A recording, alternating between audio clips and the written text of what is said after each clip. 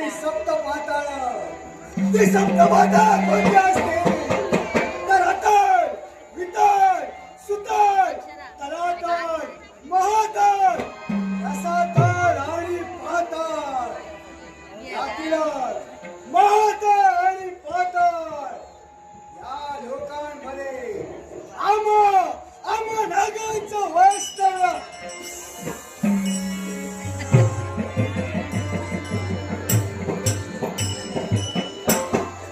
नागा लोकातील पातळ भुवनात सांप्रत आम्ही नाग वास्तव्य करते.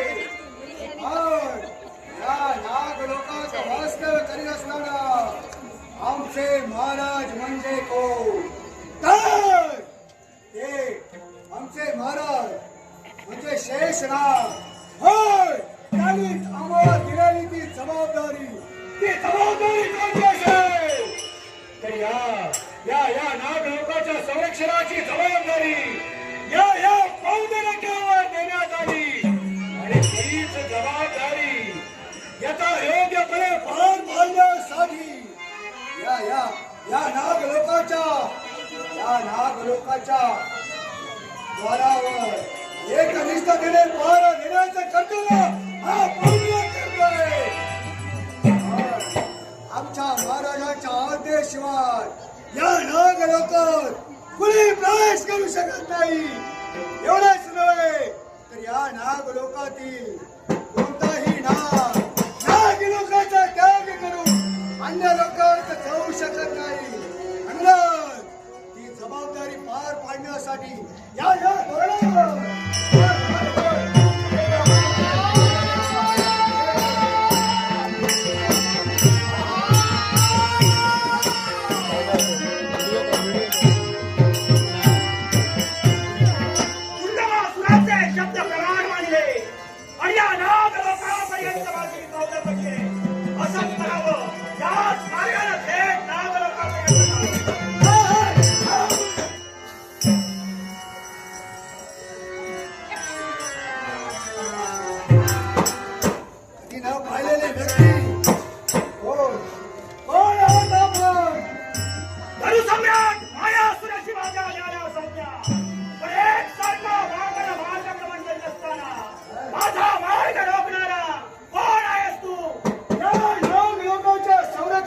जबाबदारी ज्याच्यावर आहे तो पौंडर यावेळी तुझ्या नेत्रासमोर आहे.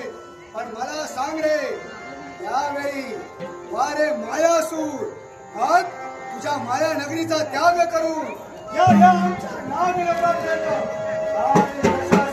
एकाच कार्यासाठी कोणतं कारण तुम्हा नाग लोकातील प्रमुख नाग अर्थात तुमचे अधिपती म्हणजे ते शेषनाग यांची मला भेट घ्यायची आणि म्हणूनच तुमच्या राज दरबारापर्यंत मी जात होतो.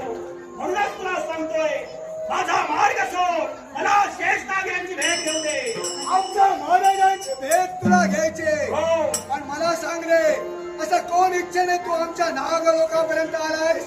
हे द्वारपाल पौंडरकनाथ, जी इच्छा मी मनात घेऊन त्या शेषनाग यांची भेट घेणार आहे, ती इच्छा मी तुला केव्हाही पूर्ण करू शकत नाही. यावेळी तुझ्या मनात असलेली इच्छा जर का माझ्या समोर तुझ्या मनाची इच्छा आहे माझ्या महाराजांपर्यंत तुला जायचंय. पण त्यांच्यापर्यंत जाण्याआधी प्रथम तुझ्या मनाची इच्छा मला जाणून घेतलीच पाहिजे. कारण ती इच्छा योग्य आहे की अयोग्य आहे हे मला पडताळून पाहायचं आहे. आणि जर का ती इच्छा योग्य असेल तर हे द्वारपाल पौंडरकनाथ, माझ्या मनात मी धारण केलेली इच्छा योग्य आहे की अयोग्य आहे ही तुला केव्हाही सांगितली जाणार नाही. फक्त ती शेषनाग यांनाच मी कथन करू शकतो. त्यामुळे तुला सामोपचाराच्या योगाने सांगतोय की सोड, माझा मार्ग सोड, मला मार्ग जर तुझ्या मनाची इच्छा मला सांगणार नसशील तर माझ्या महाराजांची भेट तुला कदापि होणार नाही. एवढं मात्र ध्यानी ठेव. हे द्वारपाल पौंडरकनाथ, माझे शब्द म्हणजे काही काळाच्या काळात पाषाणावरची शून्यता आहे आणि ती रेत केव्हाही कोणी जाऊ शकत नाही. सामोपचाराच्या बोलाला सांगतोय माझा मार्ग सोड, त्यापेक्षा तुझ्या प्रेमाची पाहिजे ती खात्री दिली.